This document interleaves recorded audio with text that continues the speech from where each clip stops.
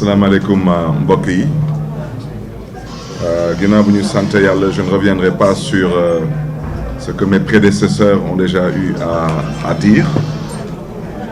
Je voudrais seulement insister sur ce coup d'État, parce que c'est de ça qu'il s'agit.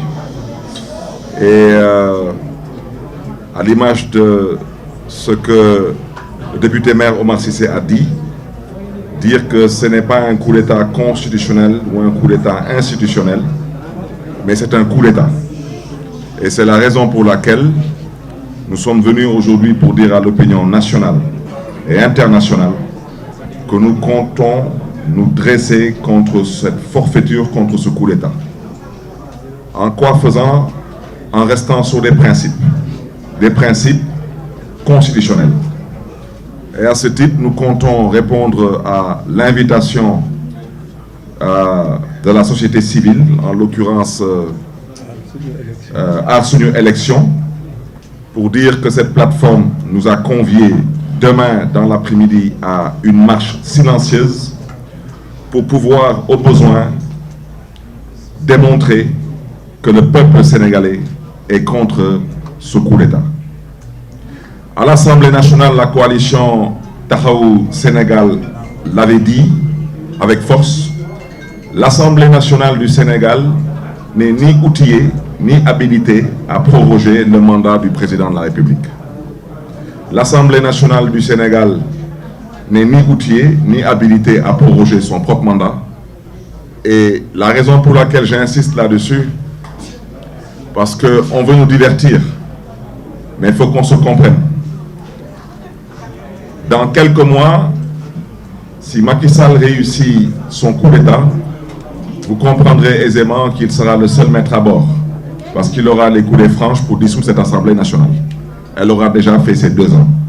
Et je vous rappelle que bien avant le terme de ces 2 ans, M. Macky Sall a tenté de dissoudre cette Assemblée nationale.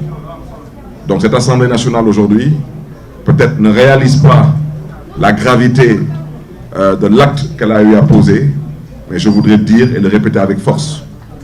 Nous sommes obligés de nous dresser aujourd'hui contre ce qui se fait, parce que ce qui se fait aura logiquement une suite. Mais je voudrais surtout, chers amis de la presse nationale et internationale, réitérer ici la position de notre leader, le président Khalifa Ababacar Sall. M. Khalifa Ababacar Sall a toujours milité pour des élections inclusive et participative, pour les élections claires, transparentes et démocratiques. Quand je parle d'élections, je parle d'élections locales, législatives et présidentielles. Nous sommes toujours dans cette dynamique parce que nous considérons que dans une démocratie, nous devons permettre à la démocratie de pouvoir respirer. Je voudrais aussi rappeler à l'endroit de l'opinion nationale et internationale que quand le président Khalifa Ababacar Sall prenait sur lui la responsabilité, après en avoir informé ses colistiers de la coalition d'opposition d'alors, de sa volonté d'aller participer à ce dialogue, c'était parce que le Sénégal était face à des problèmes et qu'il fallait impérativement trouver des solutions pour sortir le Sénégal de ces problèmes. Aujourd'hui, on nous invite à un dialogue, mais je voudrais vous rappeler aujourd'hui que le Sénégal n'est pas face à un problème. Le Sénégal a un problème et son problème se trouve être actuellement le président de la République. Donc il faut qu'on se comprenne. Ce dialogue, la coalition Taxawu Sénégal ne peut pas la cautionner ou y prendre part si c'est pour violer la Constitution. Il faut qu'on soit bien clair. Quand on devait aller au dialogue, quand on devait y aller, et on a eu à le dire là-bas, dire que notre position, c'est que les élections doivent être inclusives et participatives, qu'on doit organiser une élection et non une sélection, voire une élimination. Et ça reste toujours la position de principe de notre leader et de notre coalition. Donc, nous voulons aujourd'hui surtout appeler tous nos militants, tous nos sympathisants à rester sur leurs principes. C'est des principes de défense de la Constitution et des lois et textes en vigueur dans ce pays.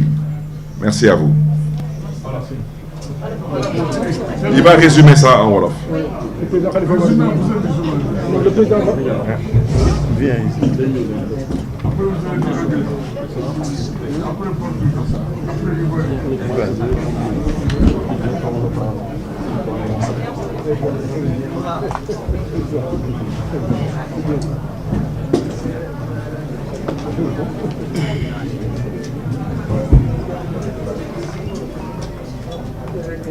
Merci beaucoup, chers journalistes qui avez accepté de venir participer, comme vous l'avez fait là, de si belle manière, à ce point de presse. Ñu gërëm ñëpp nag sant ñëpp teewaay bi rafet na jekk na ñu gërëm leen ci sant leen ci parce que nag jamono bi ñu toll moo ko laaj. Il faut que le pays se rassemble. Il faut que nit ñi jokkoo joxante loxo quel que soit fi ñu bokk quel que soit li ñuy def quel que soit li ñu mëne ma gërëm leen bu baax ci teewaay bi wax ne réew mi fi mu tollu tey gannaaw ba ñu sante yàlla julli ci yonent bi sallallahu alayhi wa sallam dañu bëggoon féliciter askanu Sénégal ci taxawaay bi nga xam ni taxawu na ko depuis que la décision de reporter les élections par monsieur le président de la République avait été annoncée réew mi yëpp ñoo dajaloo booloo mànkoo bañ ko nangu di ko xeex nag chaque jour moo tax tey bala ñoo door suñu kàddu dañuy massaw jaale ñi nga xam ne ñàkk nañ ci seen bakkan xale yooyu ce sont des martyrs ce sont des héros de la démocratie sénégalaise. De 2021 à maintenant, combien de morts avons-nous enregistrés dans ce pays dans des luttes démocratiques? Duñu def leneen xeex seen yelleef ak seen droit moo tax ñu ñàkk seen bakkan. Je suis sûr que ñu nga yeewoo tey aljana firdaws en tout cas yàlla na ko yàlla def parce que eux se sont sacrifiés pour que ñun ñu mën toog fii di wax tey te loolu ku nekk ci ñun waru ko fàtte.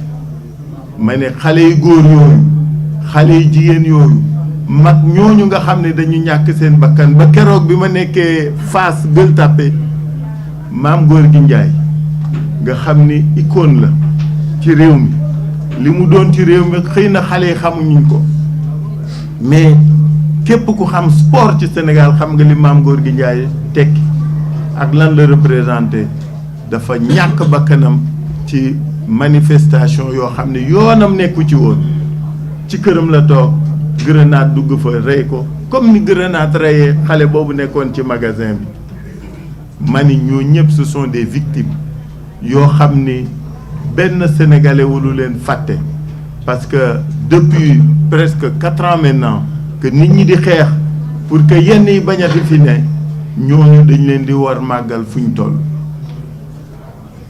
ñu màggal leen yéen it masawu leen journaliste yi sonn ngeen lool daj ngeen lu ne dund ngeen lu ne def nañ leen lu ne ñu di leen masawu mais nous vous connaissons debout déterminés constants courageux et prêts au sacrifice pour que yéen askan wi xam li xew mën bokk mën yëg mën xeex seen baat gën a jolli seen revendication gën a xàmme pour que démocratie bi gën a dëgër donc vous journalistes merci pour tout pour les sacrifices ñu ngi leen di gazer ñu ngi leen di dóor maa ngi fàttaliku waat seen consoeur bu jigéen boobu j'espère que tànk bi wér na léegi lu ngeen dajul amul en tout cas le pays la patrie vous est redevable de tout ce sacrifice bi nga xam ni moom ngeen nekke moom ngeen di def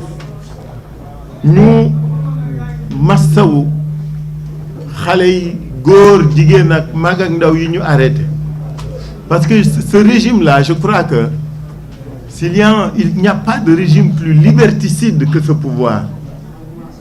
li ñu tëj ci doomu sénégalais góor jigéen ci kaso musu fee am